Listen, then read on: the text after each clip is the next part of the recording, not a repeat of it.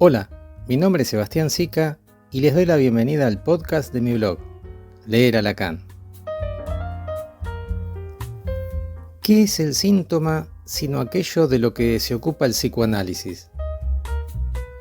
No existe otro modo de embarcarse en la experiencia analítica sino es a partir y por medio de algún sufrimiento del que alguien quiera desembarazarse.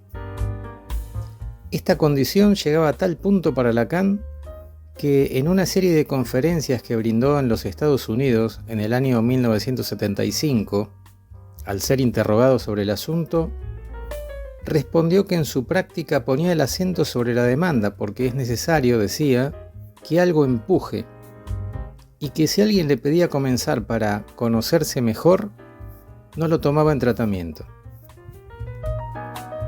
De modo que, si bien el sufrimiento se presenta como la condición inicial de un análisis, no es de ningún modo una condición suficiente, porque en el síntoma no se trata de algún malestar general o universal.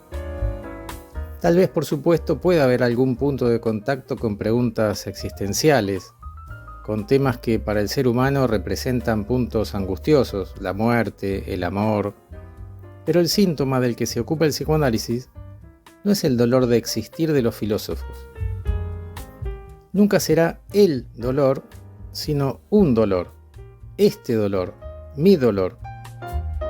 Porque un análisis requiere de la inflexión, de la particularidad, del sufrimiento en su dimensión íntima, es decir, el sufrimiento subjetivo, el sufrimiento dicho desde un lugar de enunciación.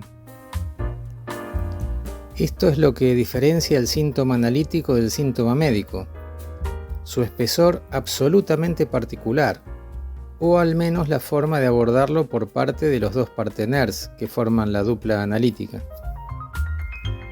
Cada vez que en psicoanálisis pretendemos hablar de síntomas como si fueran categorías diagnósticas, por ejemplo, toxicomanía, alcoholismo, trastornos de alimentación, ataques de pánico, o incluso de síntomas típicos en la histeria o en la obsesión, nos alejamos del psicoanálisis y nos acercamos a la medicina o a la psicología, que tienden a localizar a los consultantes en patrones que hacen ley.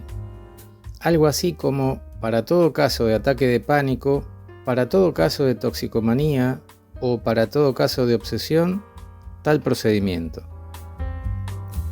Ahora bien, ¿cómo podríamos cernir entonces un concepto como el de síntoma que no se deja atrapar en los universales?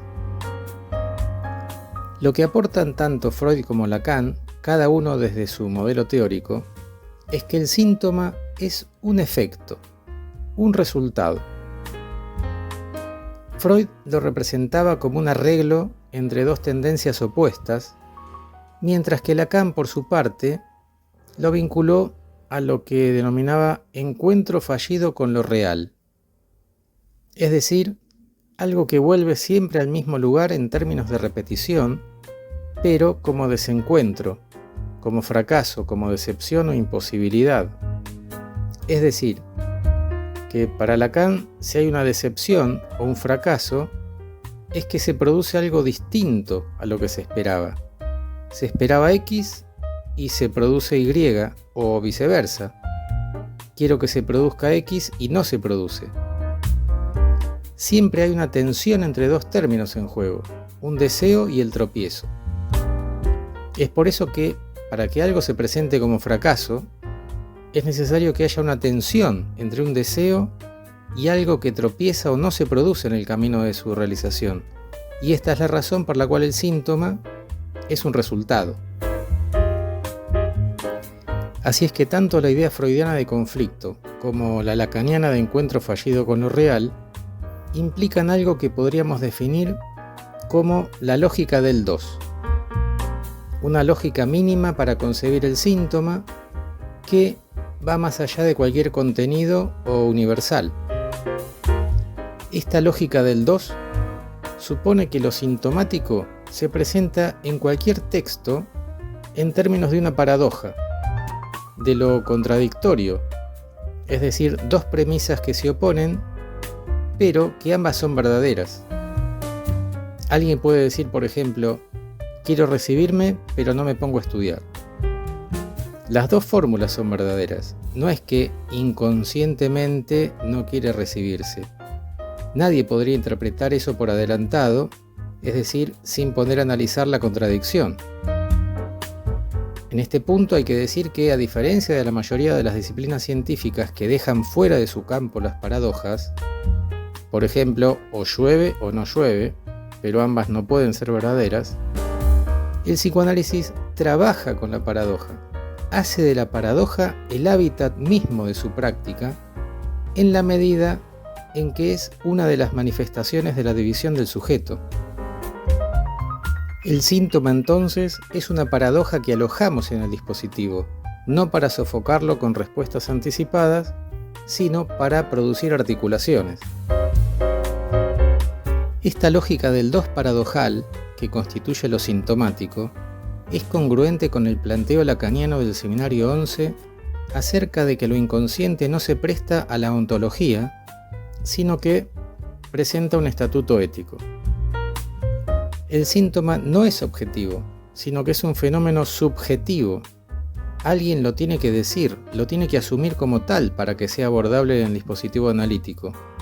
Y esto en razón de que hay algo que se repite e insiste en contradicción con un deseo, porque sin ese deseo no habría síntoma. De modo que en los tiempos lógicos de un análisis, podríamos decir que se va produciendo una torsión, una transformación de la queja inicial hacia lo que constituye el síntoma. Pero esto no es un proceso que se produzca por el mero hecho de hablar, sino que requiere de una operación muy precisa, una operación de lectura por parte del analista. Podríamos decirlo así: el síntoma es algo que se repite, pero lo que se repite necesita ser leído. Es decir, no hay repetición sin lectura. Y siguiendo esta lógica, para que se produzca la lectura de aquello que se repite como paradoja moebiana, es necesario que un texto se desarrolle para que sea posible establecer articulaciones. Por eso decíamos que cualquier encasillamiento de la clínica en función de taxonomías preestablecidas, tales como alcoholismo, toxicomanía, nos conduce a una clínica no psicoanalítica. Imaginemos un ejemplo. No es lo mismo disponerse a leer qué se repite para alguien que consulta por consumo excesivo de alcohol, en qué escenas recurre a la bebida, por ejemplo, si toma cuando está solo, o toma para poder hablar con alguien, o lo hace porque se siente deprimido. Porque, por más que el alcohol entre en juego en todos estos casos, si se lo aborda como significante y no como un signo, ya no sería posible hacer un conjunto con todos estos casos como si fueran casos de alcoholismo. El alcohol como significante entrará en articulación con otros significantes en determinada escena particular para el sujeto. Hay ciertas prácticas, incluso dentro del lacanismo, que a estos casos los denominan como patologías del acto, como si fueran síntomas vinculados a la pulsión y al goce, pero terminan por transformarse en una clínica médica o psicológica que operan con síntomas universales y no contemplan lo particular. Sería una clínica del signo. Entonces, cuando se produce la lectura de lo paradojal que constituye el síntoma, se abre la chance de abrir la pregunta por aquello que concierne al sujeto de forma particular. Es decir, ¿cuál es la otra escena del síntoma? ¿Con qué se articula? Para Lacan, en la posición neurótica, la otra escena es la escena del deseo del otro transformada en demanda o mandato. El deseo del otro, para Lacan, no es literalmente lo que el otro histórico quiso, sino que es una trama discursiva necesariamente particular, una red significante que asigna lugares, que oferta ideales, respecto de los cuales el sujeto tomará posición. Algo de esa trama podría estar cobrando la forma del destino que la repetición sintomática intenta cumplir. Es por esta razón también que el síntoma no es un signo o algo unívoco, porque para Lacan se pone en acto en las coordenadas de la escena fantasmática, es decir, en el marco de la relación del sujeto con el otro. Lo que se repite como síntoma lo hará como un guión que reparte lugares en una escena entre el sujeto y el otro. Para pensarlo con un ejemplo que últimamente escuché en una supervisión. Alguien es derivado por médicos a un psicoanalista por padecer de contracturas. Y en el relato pronto aparece la idea del deseo de tener una vida relajada, pero que paradójicamente siempre termina por tener la carga de todo sobre sus hombros. Esta escena que se repetía en su vida como destino, como algo naturalizado, era homóloga al lugar que tuvo en su familia de origen, en la cual, sin nunca entender por qué, el sujeto tuvo que encargarse de sus hermanos menores y posteriormente de toda la familia. En cuanto a este caso, podríamos también imaginar diferentes posiciones clínicas dentro del lacanismo. Por ejemplo, algún analista podría trabajar con la hipótesis de analizar el goce, de ubicarse en esos lugares que le producen al sujeto un displacer en el cuerpo, bajo la premisa teórica de que el síntoma es un acontecimiento del cuerpo, y en el que por lo tanto hay una búsqueda de placer en el dolor del que el sujeto tendría que hacerse responsable. Otra clínica distinta, que según mi punto de vista es la que se deriva de los textos de Jacques Lacan, se propondría como dirección analizar, es decir, abrir preguntas acerca de la escena del deseo del otro. ¿Por qué pasó lo que pasó en su familia de origen? ¿Qué repeticiones se produjeron? ¿En relación a qué ideales? ¿De qué familia provenían sus padres? Es decir, la reconstrucción y escritura de lo que Lacan concebía como el saber inconsciente constituido por una trama discursiva particular. Esta dirección de la cura que propone Lacan se deriva de la localización y formalización de los conceptos en el grafo del deseo, en el que el síntoma se encuentra del lado izquierdo del grafo, en el primer piso justo debajo de la fórmula del fantasma. La dirección de un análisis, entonces, se plantea desde la lectura del síntoma en una escena, la escena fantasmática, hacia el piso superior del grafo, en el que Lacan sitúa el significante de una falta en el otro, es decir, la falta estructural. Si uno sigue esta lógica que desarrolla Lacan en su enseñanza, se abren, por supuesto, varias preguntas.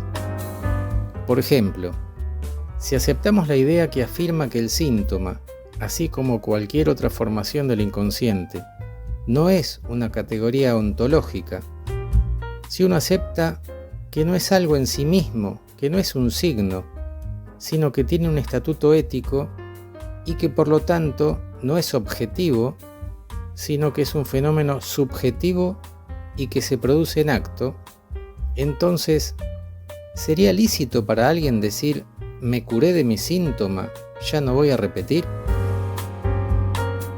La pregunta es, ¿cómo podría sostener alguien esa afirmación por anticipado, cuando en realidad la única forma de saber que la escena del síntoma no se repitió esta vez sería en una lectura retroactiva al armado de una escena similar, pero en la que el sujeto se posicionó y respondió de forma distinta?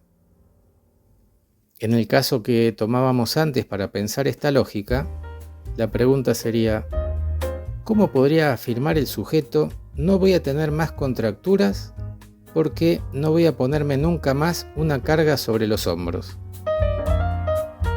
Me da la impresión que enseguida se puede advertir el carácter problemático que tendría el hecho de afirmar algo así por anticipado. Sería imposible poder asegurarlo previamente a los actos y a las escenas en las que se solía producir la repetición de una misma posición subjetiva. Con lo cual, a nivel de la resolución del síntoma, el psicoanálisis tampoco podría considerarlo como una entidad que desaparece, porque ¿qué sería la curación desde este punto de vista? Quizás esta podría ser una de las razones por las cuales tanto Freud como Lacan alertaban a los psicoanalistas sobre los efectos del furor curandis, ya que si bien, como decíamos al inicio, no hay clínica sino en referencia a algún sufrimiento del que se espera un alivio, el hecho de concebir al síntoma como el resultado de una posición subjetiva promueve que la dirección del análisis apunte más bien a leer la posición repetitiva del sujeto en la escena. Es decir, es una clínica más que del síntoma del sujeto. Hasta la próxima.